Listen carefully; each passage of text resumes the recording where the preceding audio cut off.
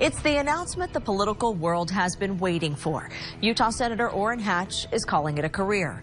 Chief political correspondent Glenn Mills has reaction. Senator Hatch was considering an unprecedented 8th term in the U.S. Senate. Even President Trump was asking him to do it. But today, he made his retirement official. I've always been a fighter. I was an amateur boxer in my youth, and I brought that fighting spirit with me to Washington. But every good fighter knows when to hang up the gloves.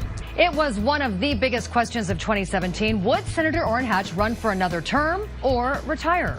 Well, tonight we know the answer. After serving for 40 years as Utah State Senator, Hatch says it is time to close the chapter on this part of his political career. It's a story that everyone's talking about tonight. Orrin Hatch will not seek re-election. And breaking just moments ago, longtime Republican Senator from Utah, Orrin Hatch, will not seek re-election this year.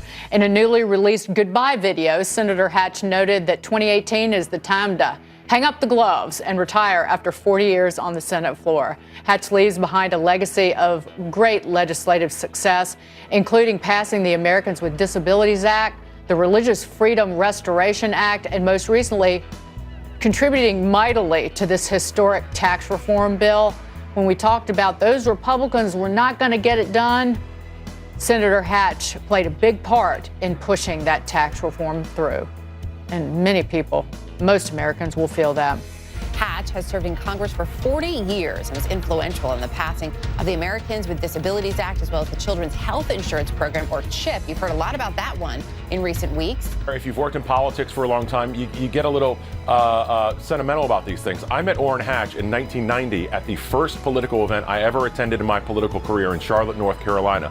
He's been a statesman, somebody who's been willing to work across party lines, but always kept true to his conservative values. He's not been somebody who's fallen into extremist rhetoric or anything like that, even as he's worked pretty closely with the Trump administration. And like Mark, look, I was involved in Orrin Hatch's 1988 campaign as a youngster, known him a long time.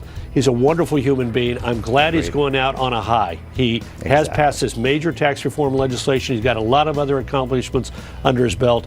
He has done a magnificent job for the country and for the state of Utah, and I'm glad he's going out on a high note. You could argue that he's the most powerful politician Utah has ever had. As President Pro Tem and the chair of the Senate Finance Committee, he has a huge amount of sway.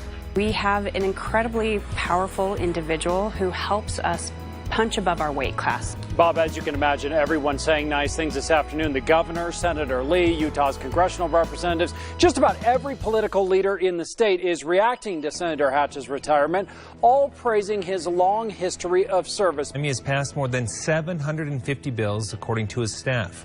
His legacy includes the Americans with Disabilities Act, the Children's Health Insurance Program, or CHIP, and most recently the Tax Cuts and Jobs Act.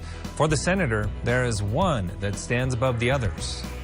One of my proudest legislative achievements is the Religious Freedom Restoration Act, which guarantees vigorous religious liberty protections for all Americans. Well, your decision not to seek an 8th term in November has certainly been a big news story this week. And as we think of your legacy and as you think about it, how do you want your service to be remembered? Well, I hope that they'll remember me as somebody who gave all he could every day who was there for, in this case, 42 years. I've gotten a lot done. Yeah. This recent tax bill wouldn't have passed without the work that we did. And that is a major, major piece of legislation. Hatch recently demonstrated his influence by inviting President Trump to Utah last month to announce changes to our public lands. During that visit, the president also met with LDS church leaders. At 83 years old, Hatch says it's time for a different pace. I look forward to spending more time with my family, especially my sweet wife Elaine, whose unwavering love and support made all of this possible. In a video posted on Twitter, Orrin Hatch referenced his early days as an amateur boxer as he revealed his plans to leave the political ring. After much prayer and discussion with family and friends, I've decided to retire at the end of this term. This was a landmark day. As chair of the Finance Committee, Senator Hatch spearheaded last month's passage of GOP tax cuts. Senator Hatch chairs the powerful Senate Finance Committee and was a key player in pushing through the GOP tax bill last month. He leaves on a high note, having passed tax reform here You might remember that he was either the chair or the ranking member of the Senate Judiciary Committee for many years. He played a key role in the Clarence Thomas confirmation hearings in 1991. He was the top the top Republican on that committee at that point. Well, thank you. If I could say something about Elaine. Yeah. Elaine is one of the greatest women I've ever known, and I've known a lot of great women.